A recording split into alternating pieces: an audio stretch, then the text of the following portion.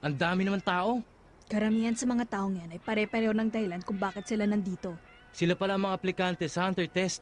Balita ko kung saan sila nanggaling eh. Nasaan na ba yung sasakyan natin papunta sa lungsod ng Zaban? Kapitan, maraming salamat po sa inyo. Naging maligaya po ako sa paglalakbay natin. Napakahusay mong bata.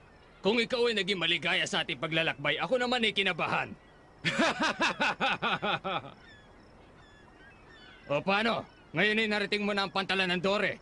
Mahaba pa't mahirap ang iyong lalakbayin. Alam ko po yun. Kung pangangaralan mo pa kami, wag na lang dahil marami na kami natutunan sa'yo doon sa barko. Kung gano'n ay ibibigay ko na lang sa inyo ang huli kong payo. Ito ay espesyal lamang para sa inyo. Espesyal para sa amin? Tingnan nyo, oh. Puntahan nyo ang bundok na yon. Isa yan sa pinakamabilis na daan patungo sa test site. Kapag narating nyo na ang daan na yan, malalaman na ninyo kung saan magsisimula ang pagsusulit. Kapitan, mag-ingat kayo. Oo, kayo rin, mag-ingat kayo. Kayong lahat, paalam na ha! Wala kang dapat ipagalala, Jean. Nakikita ko ang anak ng Lawin ay Lawin pa rin.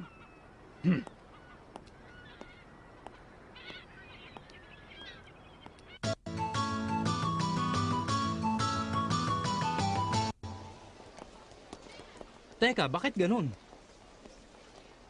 Parang ang lungsod ng Zaban ay masyado yata malayo doon sa bundok na itinuro ni Kapitan. Tama ka. Naguguluhan ako sa itinuro niya. Baka kung ano pa mangyari sa atin. Ang mabuti pa, wag na lang natin daanan ang shortcut. Kung ang pupuntahan nyo yung lungsod ng Zaban, meron kayong masasakyang bus. Meron bumibiyahe patungo doon. Teka muna, sino ka ba? Ako nga pala si Matthew. Isa rin akong baguhang aplikante katulad yung tatlo. Kumusta na kayo? Ako si Gon. Ganyan talaga siya. Huwag mo na lang papansinan ng batang yan. Ako naman si Leorio. Siya nga pala, Matthew. Sasakay ka rin ba doon sa bus? Yan ang problema eh. Mahiluhin ako sa mga sasakyan. At saka ang gusto kong daanan ay yung bundok para mas madali. Aba, pareho pala tayo ng dadaanan.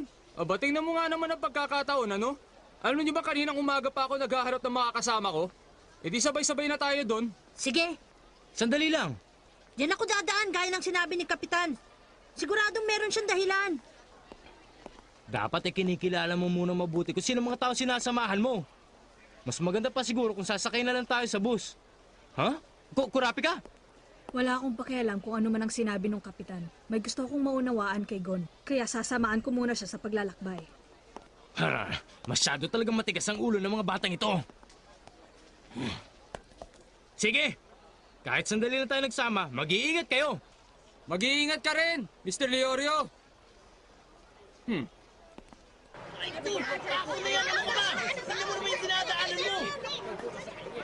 Ang dami naman! Teka, sandali lang!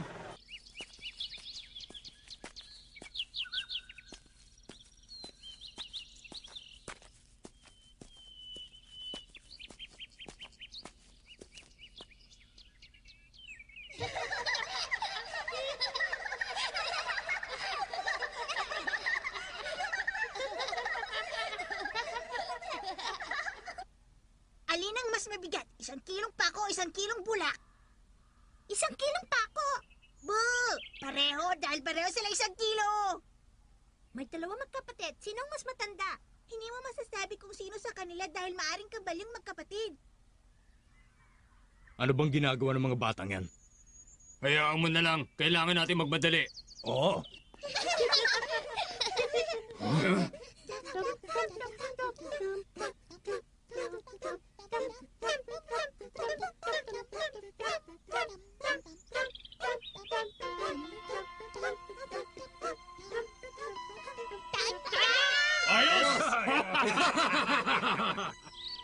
Karamihan sa mga aplikante ay hangal.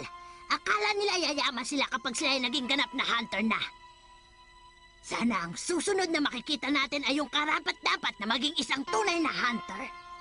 Ay...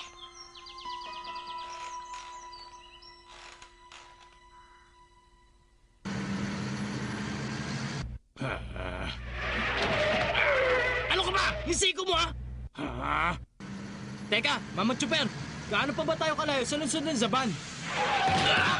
Tumahimik na lang kayo dyan at huwag niyo akong kakausapin habang nagmamaneho. Dumaan na tayo dito ah. Ha? Para paikot-ikot na lang tayo sa lugar na to ha. Oo nga. Hindi mari. Sandali lang, pupunta ba talaga ang bus na to sa lungsod ng Zaban? Lunsod ng Zaban. Maari, Ginoo. Yun naman ay kung gugustuhin ko lang. Anong sinabi mo? Ano raw? Ang bus na ito isang patibong. Huwag mo na kami lukuhin, itigil mo na lang! Nakahinto na po ang sasakyan. Kung ganon, maraming salamat. Ha? Manong! Start mo! Madali ka! Ang gulo mo naman. Sabi mo kanina itigil ko eh.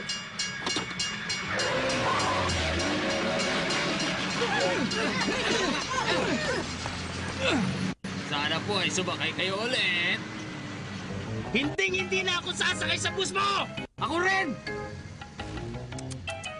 Doon din palang bagsak ko.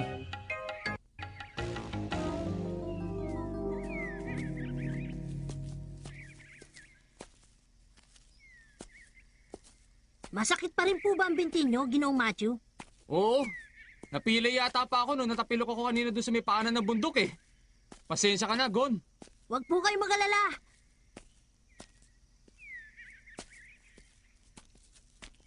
Tama! Sandali lang po, Ginoong Matthew. Bakit? Anong problema, Gon? Susubukan ko tumingin ng mga talbos na gamot para dyan. Marami nun dito.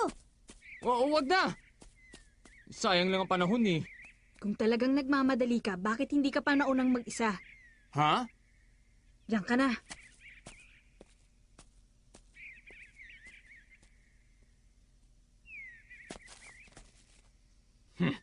Sandali na lang at maaabot na namin ang lungsod. Sandali!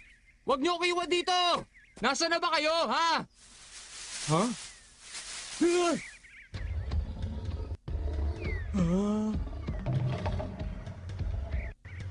Ah!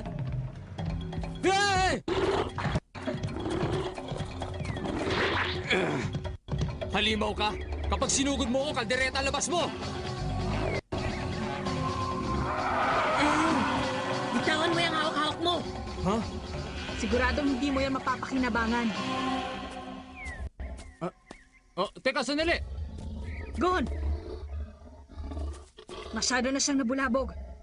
Wala nang paraan. Mali ka ron, kurapi ka. Lumagpas lang tayo sa kanyang teritoryo kaya siya nagkakaganyan. Minahon ka. Wala kaming gagawin. Makikiraan lang kami. Hindi namin naagawin ang teritoryo mo. Kung kaya... Tabigon! Ha? Ha? Hindi ka naman sinasadya eh! Anong ginagawa niya dito? Ay, naku. Patibong? Ang bus na yon? Oo, muntik na nga ako mahilo sa kaya-ikot eh. Kung ganun, umakyat ka dito para sundan si Gon, hindi ba, Leorio? Hindi naman sa ganung kurapi ka.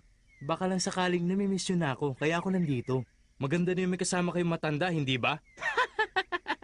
Kaya kung maaari lang, Gon, palayasin mo na yung rhinong yan para makababala ako dito! Paalam na! Hanggang kailan ba tayo titigil dito para mag-aksay ng panahon?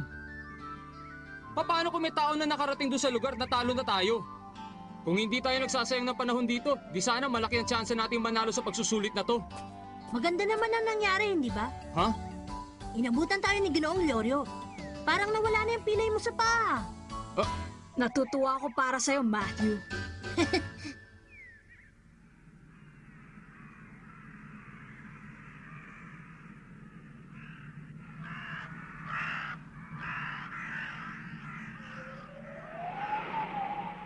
Ano ba namang klaseng lugar to? Wala man lamang ako nakikitang tao.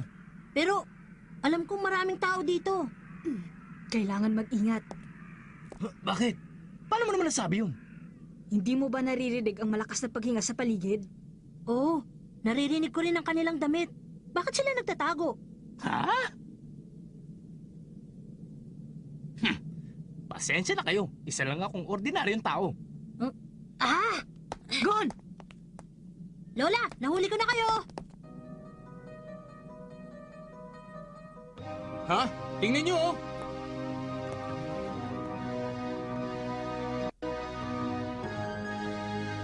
Teka, sino yung mga yan? Ang dami nila.